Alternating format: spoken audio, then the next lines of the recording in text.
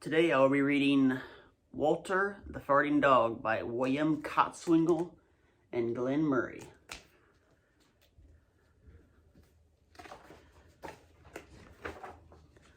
Betty and Billy brought Walter home from the dog pound. Nobody wanted him, said Billy. But we love him, said Betty. Well, he smells awful, said their mother. I think you better give him a bath. Mother walked in and said, he still smells awful. And that's when they got the first clue. The telltale bubbles in the water. He's probably just a little nervous, said Mother hopefully. His stomach must be upset. But Walter's stomach wasn't upset. Walter's stomach was fine. He felt perfectly normal. He just farted a lot. He did it when he bathed. He did it when he played with Betty and Billy. He did it when he walked around the house. He did it in the dining room. He did it in the kitchen, and he did it in his sleep. That dog farts morning, noon, and night, said Father.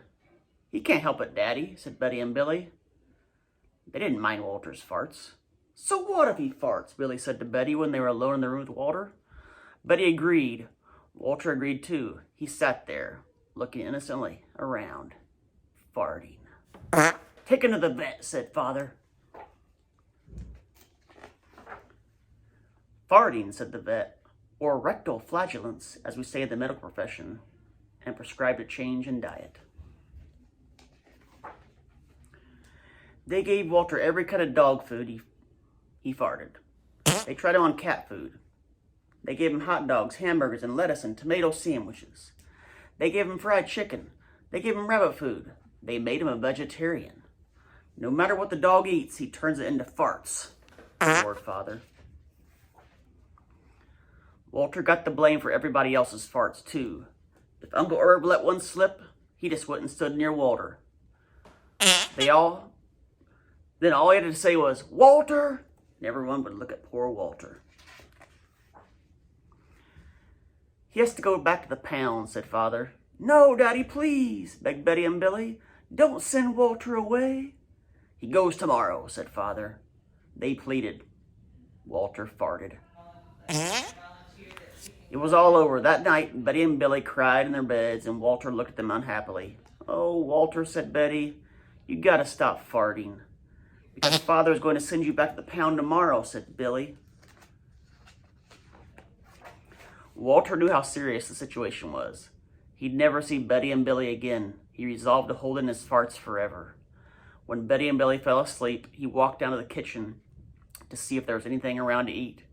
He managed to open the cupboard door with his nose and found the 25-pound bag of low-fart dog biscuits the vet had prescribed for him, which had made him fart more. Even though he knew they made him fart more, he couldn't resist. He ate the entire bag. Very tasty, said Walter to himself. And then when he went and lay down on the sofa, a gigantic gas bubble began to build inside him. This is going to be trouble, he said to himself, nervously. He was afraid of what might happen if he let it go. He thought maybe the house would explode, so he kept it in. It wasn't easy. In fact, it was torture. But he had resolved never to fart again. His future depended on it. As he lay there with his tail wrapped tightly between his legs, he heard a noise at the window. He watched it slowly open. A pair of burglars came through. They dropped silently into the kitchen. Watch out for the dog, said one of the burglars. He won't bite, said the other. He's a wimp. Walter might have bitten them, except he was too filled with gas. He couldn't move. They tied a rag around his snout so he couldn't bark. Okay, whispered the first burglar. Let's clear this place out. They took everything they could get their hands on. Walter wanted to stop them, but he was having unbearable gas pains. He rolled on his back and waved his paws in the air. He gnashed his teeth. We've got it all, said the second burglar. Let's go. That's when Walter let it fly. It was the worst fart of his life.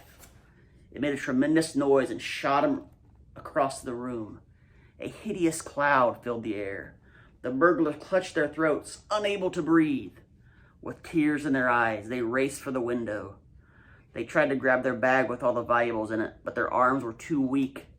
Let's get out,